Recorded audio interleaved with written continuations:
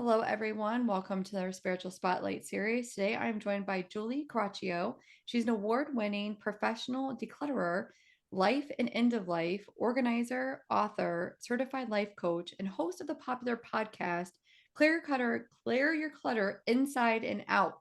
Thank you, Julie, so much for coming on the Spiritual Spotlight series. I'm so happy you're here. Thanks for having me. I'm excited to be here. So let's dive right in. You're an award winning professional life and end of life organizer. Can you tell us how the process of organizing spaces relates to organizing one life and even a soul? Sure. So, well, I would say that clutter is more important than organizing. And so I would probably substitute the word clutter for that. Okay. So, in my viewpoint, the inner affects the outer. So, for Mm, example, if you have a messy desk, that can be a roadblock to promotion. It can prevent you from writing that play, creating that piece of art that you'd like, or an overstuffed closet might be preventing a relationship from blooming, right? And yeah. so looking at how is clutter affecting your life? And the more you clear your clutter, the more you can create the life you desire. That is so true. There was a Martha Stewart quote that has stuck with me for many years, and it's an organized life is an organized mind. Like that has always stuck with me. And that is something that I strive to always be like, okay, it's okay. Just take the time to put something away, like, or get rid of it if I don't need Right, it, you right. know? So decluttering is usually associated with the physical world, our homes, our offices, or closets. But how does your work extend into the emotional realm? Well, definitely with most people, and definitely the people I work with, there is an emotional component to clutter. So, for example, oh, I can't let that go because I wore that sweater on the first date I had with my husband, right? Well, hopefully we're still with the husband or partner, but if we let the sweater go, the relationship's not going to go. So one thing that people really get hung up on is memories. And so what I like to tell people is memories are in your heart and your head, and if you give the object away, then the memory is still gonna be there. Or, it can be something deeper, like if you grew up in a chaotic household Mm. and you were to declutter, that could be very traumatizing because clutter is the norm for you. That's your comfort zone. And I really encourage people, if you can dig deeper, it's going to support you in being able to clear your physical clutter, but not also your physical clutter, but your mental clutter and everything else. Everything affects, if you declutter in one area, it's automatically going to support you in other areas.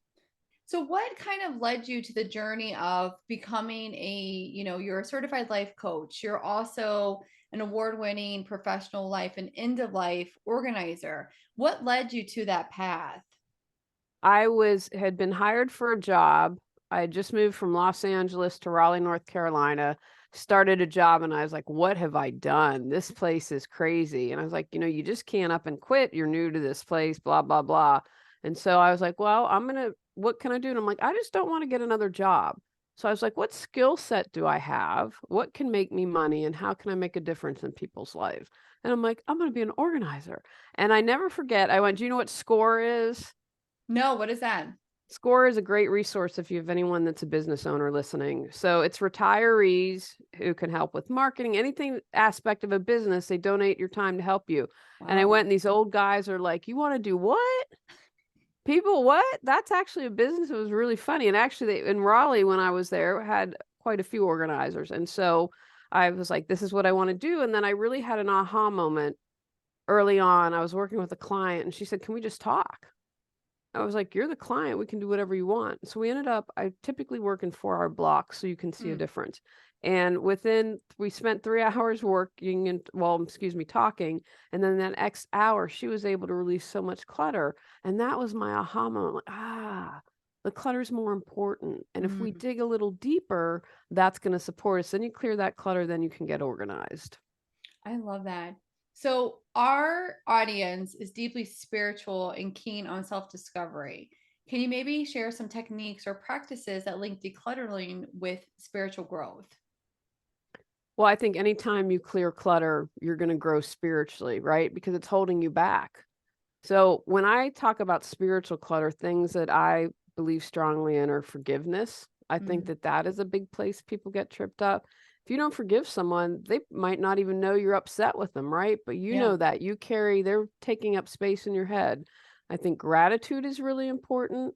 You can't hold two opposing thoughts. So I can't be jealous of someone on Instagram and be in gratitude. So I think anytime having a daily gratitude practice is something that's really important. And also for me, part of that is finding your passion and your purpose. What gets you excited each day? We'd live in a really different world if people were doing what they loved. But people talk about the drudgery of every day in their job. And so I think that that's something that is very important. And, you know, material goods, if you're trying to lead a spiritual path, and I'm not saying you have to be a minimalist. I'm not a minimalist. I love artwork. I have all my mom's paintings up. And so it's about finding that balance. It's if it's having to buy a ton of clothes to compete, or if it's having to have more stuff to keep up with the neighbors. Like, really look at your stuff. What is that saying about you? And how does that hold up when you look at your spiritual life and what you're trying to do? Yeah, that's amazing. And you're right about when you let something go, you're opening yourself up for something else beautiful to Mhm. come in. Like Yes. you're cleansing that energy. And I like how you're putting that, like, okay, if you let this go, you can open yourself up. And there's also this emotional component that you've mentioned as well. So you're also an end of life organizer. I'm sure that you've witnessed a lot of emotional journeys while doing that. Can you maybe share an antidote that stands out as a powerful testament to the work that you do? Uh, I would think that, well, do you want to specifically on the end of life? Whatever you want to share, we are open to hear.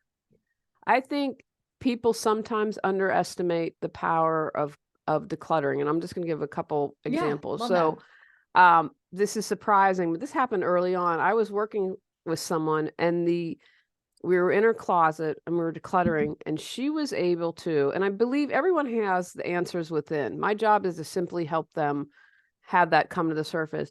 And in that moment, she was able to articulate, I was abused, and was able to, whatever the act, and you talked about it so eloquently, the energy, we shift things when we open and change and release and do all that stuff.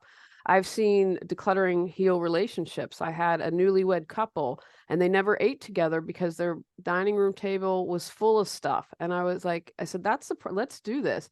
And to have someone write and say, oh my gosh, we're talking again, we're sitting down and eating dinner. I had another client that every time her mother-in-law walked in the house, she criticized her. And that caused a really, really, that was a bad relationship. And when we got her whole house done, that brought peace. And then I was like, but there's another part of this. That my homework is not just the physical stuff. You need to set a boundary with your mother-in-law. It's Yes. not okay. And ask for what you want. You know what? I would love to be able to go to the park and read for an hour. Can you watch the kids? And so Yeah. seeing it transform relationships, or people having those aha moments, or being able to say something that perhaps they've been holding back on. It's Oh, really wow. powerful. I love that. And I love the fact that something like, do you feel like sometimes people are unaware of the amount of clutter they have in their homes? Absolutely, yes. Like, it's interesting, like, a newlywed couple, like, doesn't have enough like, there must be like, what do you feel like is going on that there's so much clutter that they can't see? Because I think it's, for a lot of people, it's out of mind, out of sight. So if I Mm. just stuff it in the closet, I don't have to see it, right? Or if I put it in the basement or the attic or garage, those are really hot spots. I don't know what to do with this. I like to call the garage the land of indecision. I don't know what to do with this. So I'm just going to throw it in the garage, right? And Yeah. so then I've got about 5 million other things to do. Decluttering is really low on the totem pole. And so if we buy and buy and buy and haven't cleared in 20 years, you're going to Mm. have a lot of stuff. You're so right about the garage being the land of indecision. My partner, I drive him nuts because I put everything in the garage and he loves a clean garage. So he's always like, I gotta go clean the garage. Like it's just Hey, be grateful you have them to do it. 100. I am very, very Yeah. grateful. And I appreciate the fact that he allows me the space to put stuff in there. And And you know what? But you're right up though about decluttering because I've made it my own personal kind of mission. When I feel things are stagnant or things are too heavy, I know that I need to do something physical. And what I do is I'll open up a closet, I'll clean out a drawer, I'll do something where I'm like we just cleaned out all of our cabinets, our kitchen cabinets.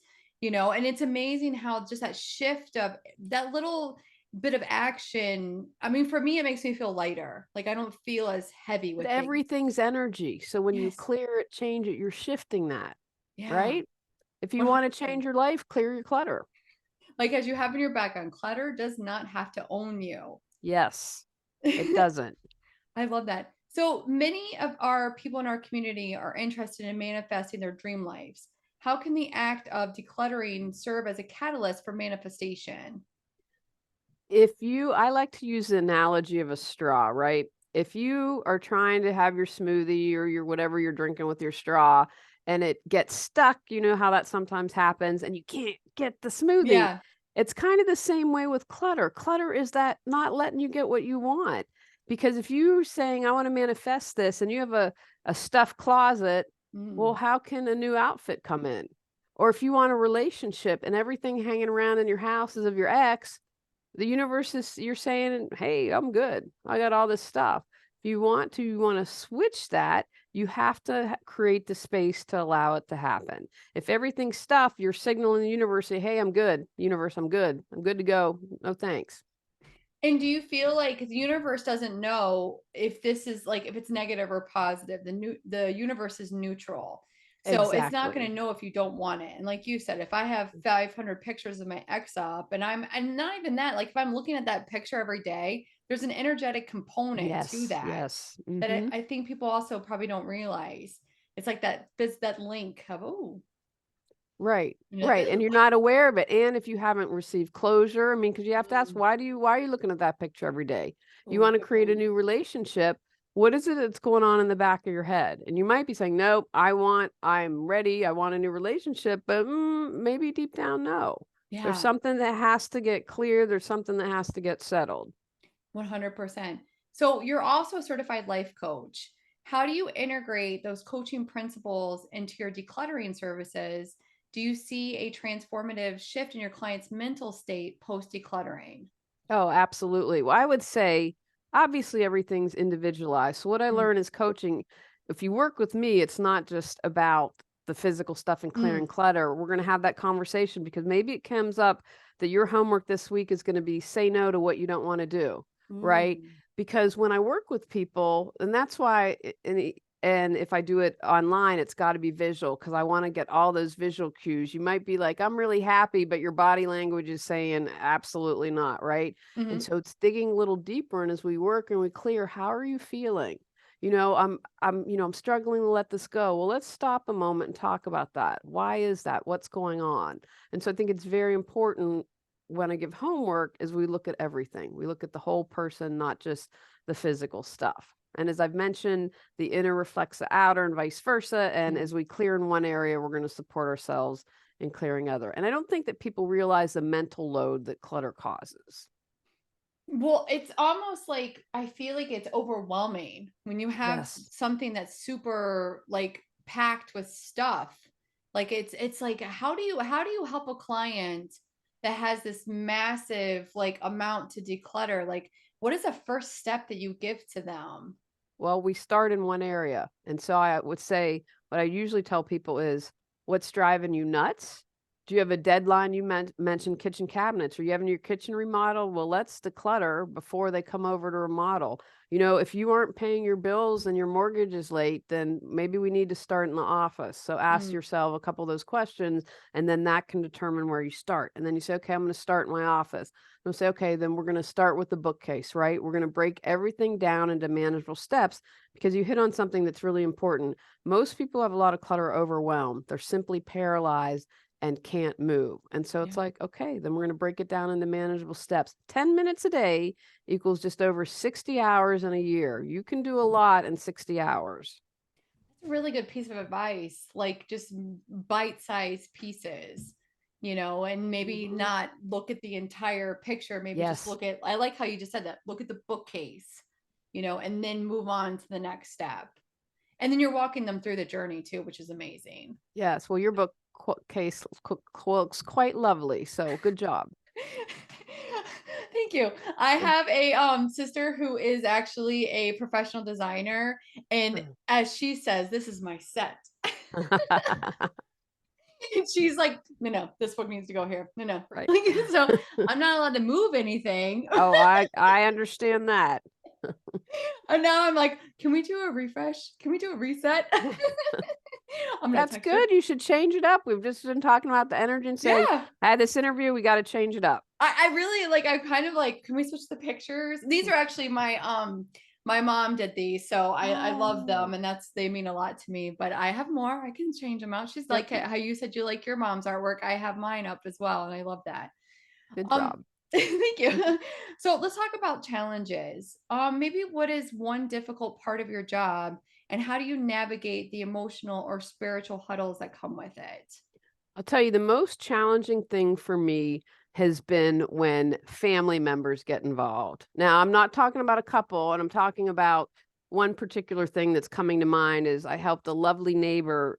She had to go into assisted living. Mm, And the son who hired me was great, but had a grandkid who just wanted everything, and it caused, I mean, it was just a nightmare. And I was like, your grandmother hired me. I work for your grandmother and I work for your uncle. And so I had to lay down some pretty strict boundaries there. And, someone, and this kid was really spoiled. And and what I tell my clients is have them get angry at me because I can mhm. handle it. And so I think for me, the most challenging thing is when family members who are, let me rephrase that, when family members who aren't helpful get involved and make the process worse, especially in this situation, moving to assisted living, there's a lot of emotion. Yes, If you there live in is. this house, you have to downsize. There's no choice. And so to add that to it was really frustrating. And I felt for my client, but I'm like, my job is to protect her. And that's what I did. No, that's really good. And you're right about when you make such a significant change of you're independent in your home to moving into assisted living where a lot of your freedom is not going to be the Mhm. same anymore. And that is, I think as elderly people, and you probably experience this a lot, we don't acknowledge what the challenge is Mhm. of when you lose your freedom as an Yes. elderly person. Mhm. It's like one of the most stressful events in someone's life. And it's Yeah. like, and I would imagine you deal with that a lot. Yeah. Yeah, that's a tough And transition. so I would also say to everyone listening, whether you hire someone or have a friend, because before I started my business, they're like, you're really uptight. Come help me organize because I need help. And so you want to make sure that person isn't judgmental. Probably one of the things that breaks my heart the most is was working with someone. Yeah, I started, but then this person judged me. And so I've stopped for years because I don't think people really realize how their comments or sighs or eye rolling can really affect someone and stop their progress. Ooh, that's a really good point too. So I know that you have a very popular podcast, Clear Your Clutter Inside and Out. Can you please tell us a little bit about that? Sure. So we're talking about clutter, and I cover all areas: holiday, relationships, health. We get into it, and at the end, I like to talk about anecdotes, and I give you take action items so that you can get started. That's super important to me. I want you to leave with things that you can do to change your life, I and love wherever it's also on video and wherever you listen, you can find it. And then is it on like you said, it's on all like Apple, Spotify. Do you Yes. also have a YouTube channel? Yes. And what's your YouTube channel? It's Reawaken Your Brilliance with Julie Coraccio. My Oh, website's Reawaken Your Brilliance, and I've got all the links there. And I'm okay. going to be putting up some more material. Well, by the time this airs, we'll have more material. I've got COVID, so I'm a little behind. It's okay. You're allowed. So as I know that you have some books, classes, and affirmations to share. What resources can our audience explore to deepen their journey with you?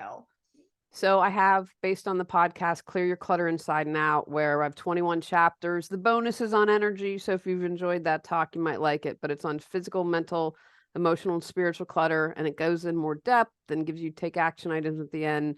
And then I have a whole journal prompt series Ooh. where like on holiday, health, and as I mentioned before, you have the answers within. So this is going to guide you to ask you questions and then come up with a plan to move forward. And then I also have a book on 21 days to jumpstart clearing your clutter. If you're like, hey, I don't know where to start, this is a really good place. Then the affirmations, 9 different ones that, are going to support you in decluttering, and then classes as well. Everything's broken into bite-size steps for the classes. So if you're like, okay, I can do a lesson once a week or once a day, then you don't have to, they're like 5-6 minutes, maybe a little longer in some cases, but it's really to give you that momentum. Okay, here's where I'm going to start, and I have my first step.